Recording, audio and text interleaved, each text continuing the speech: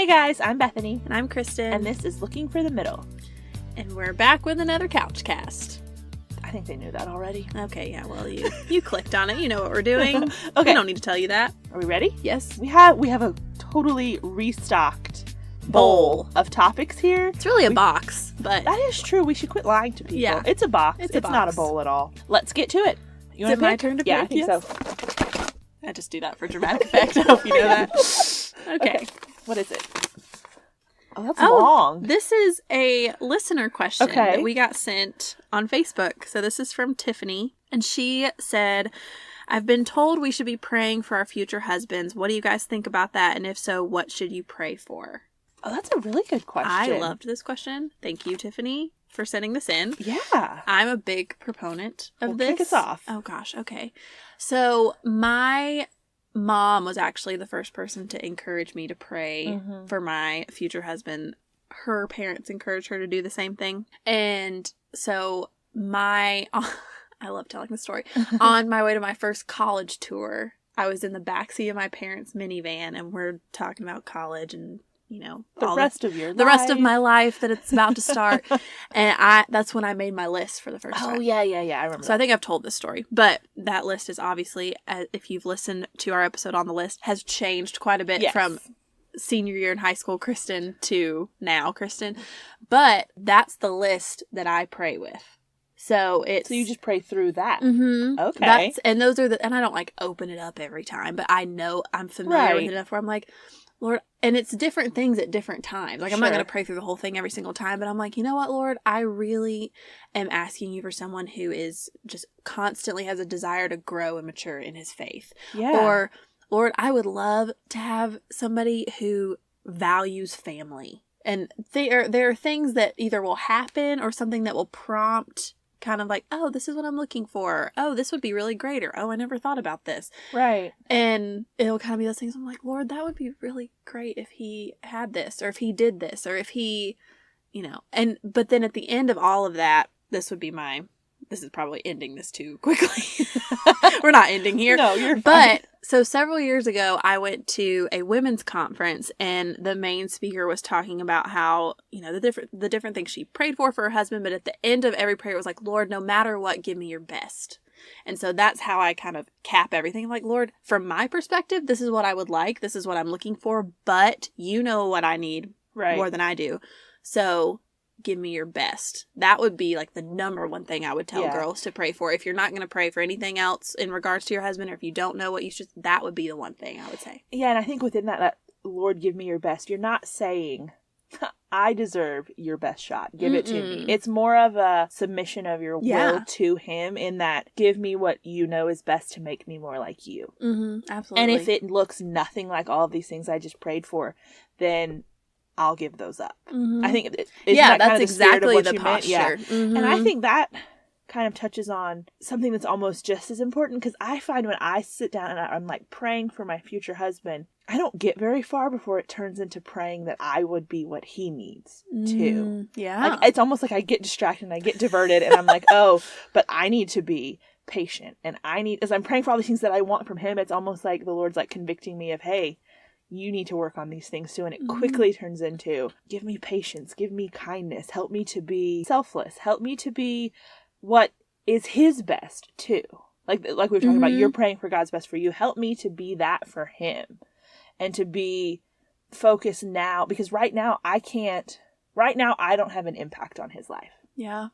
All I can impact is my own. And so I should be cultivating all of those things in me too. And so I start out praying for one thing, but the Lord quickly turns it back around. And is like, hey, you need to focus on these things for yourself too, because I'm not all of those things well. I'm not where I should be in a lot of those places.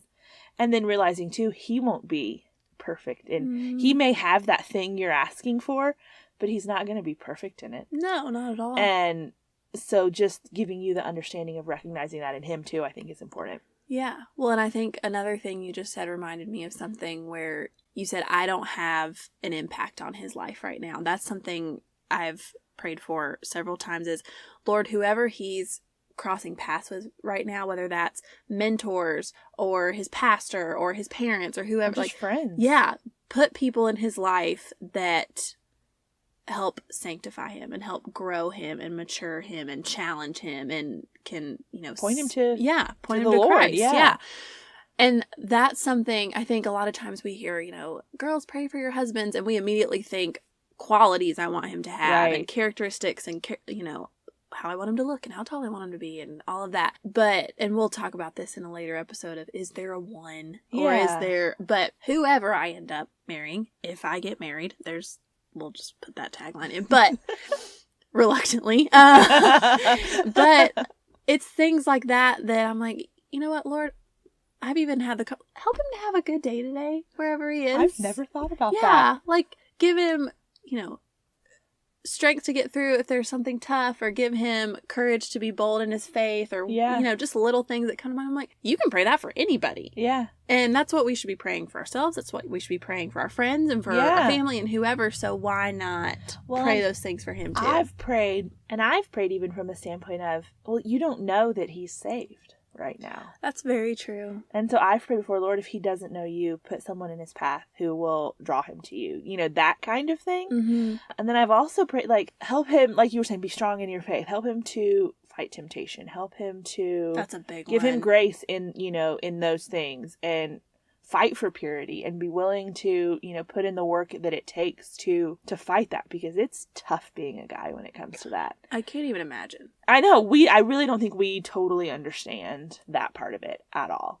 And so just pray for grace and for diligence in that. Mm-hmm. And I think I love all of that. I'm going to start thinking about it that way now too, because I've thought about that, but I don't think I've ever prayed that before. And I think that's really good. And one thing I think praying for my husband has helped me is when I am not, and I know that I'm not guaranteed as, I could very well be praying for somebody that doesn't exist, which you have to come to grips with. That's a weird thought. I have never thought. Mm-hmm. I've never been the girl that just, dreamed about her wedding and getting married. I've never had that kind of I'll just get married. It will happen. Yeah. But I've never thought of it from the flip side of, well, if I don't get married, then my husband doesn't exist. Yeah. That's a weird thought. I know. So you have to kind of come to grips with that. But on the other side of it, whenever I'm really tempted to throw a pity party or think, I'm going to be alone forever and let me go cry and listen to Taylor Swift or whatever. You could watch Les Mis again. Oh my gosh. I just saw the cover of that movie the other day and I automatically felt depressed. But you can, praying for him, one, humanizes him instead of this big idea that's in my head. It's like, this is an actual person, and it kind of reignites my faith of this is a possibility. I am not guaranteed to be alone forever. I'm not guaranteed to have him, but I am going at this moment to have hope and have faith that is a desire that's going to be fulfilled. I'm not giving up on it. Right. I'm not expecting it I've earned this and I've deserved this and God, you better give this to me. Yeah.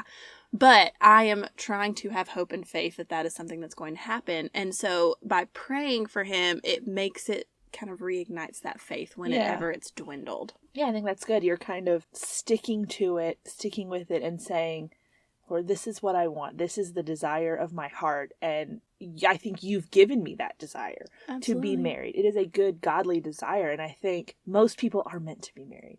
Most people have that desire because God has someone for them. And so it's your diligence in remembering that, and the Lord just using that to draw you back to himself and saying, you know best, and I'm trusting you, and moving forward, that you have my best at heart. Yeah, and at the end of the day, like I said earlier, if you don't pray anything else, I would really encourage you to start asking God, Lord, if it is your will for me to be married, give me your best, what you think is best for me, not what I think is best, not my list checked every single box, but what you know is going to be best for him and for me. Yeah. So that we can bring glory to you, because at the end of it, that's the whole point.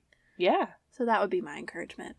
Yeah, so to summarize, yes, it's totally good to pray for your husband. Mm-hmm. And 2, those are some of the things that we pray for that we would recommend you pray as well. Yeah. I think that wraps it up. Yeah. Great question, Tiffany. Yeah, thanks again for sending that in. If you have any other questions or we didn't answer your question, let us know. We'll try better next time. Yeah, there we go. But until then, I'm Bethany. And I'm Kristen. And this is Looking for the Middle.